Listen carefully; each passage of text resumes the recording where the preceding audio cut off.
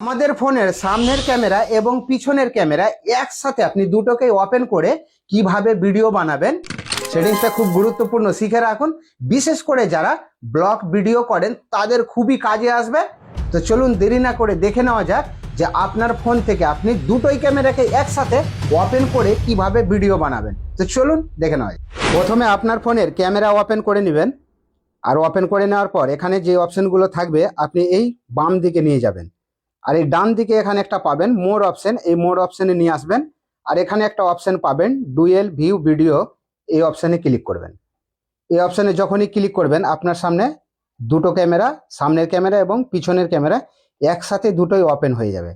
এখন যদি আপনি পিছনের ক্যামেরাটাকে ওপরের দিকে করতে চান, পিছনের ক্যামেরা ওপরের দিকে করতে চান আর সামনের ক্যামেরাটা নিচে করতে চান, তাহলে এখানে আপনি দুবার টাচ করবেন, তাহলে সামনের ক্যামেরা নিচে চলে আসবে আর পিছনের ক্যামেরাটা ওপরের দিকে চলে যাবে। তারপর এখানে একটা অপশন দেখতে পাচ্ছেন, এই অপশনে ক্লিক করবেন।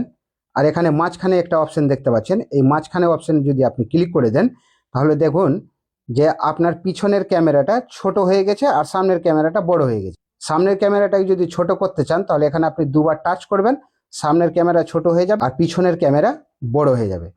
তারপর আবার আপনি এখানে টাচ করে দেন, এই যে এই লাস্টে একটা অপশন দেখতে পাচ্ছেন, এই লাস্টের অপশনে যদি ক্লিক করেন তাহলে এখানে আপনি ভিডিও কলে যেভাবে কথা বলেন সেইভাবে আপনি এখানে ভিডিও করতে পারবেন।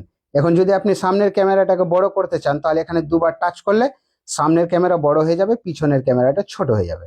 এটা আপনি আগে থেকে জানতেন কি না অবশ্যই একটা কমেন্ট করে জানাবেন, ভিডিওটা সবার কাছে শেয়ার করে দিবেন। আর এখনো যারা আমার পেজ ফলো করেননি অবশ্যই ফলো করে নেবেন।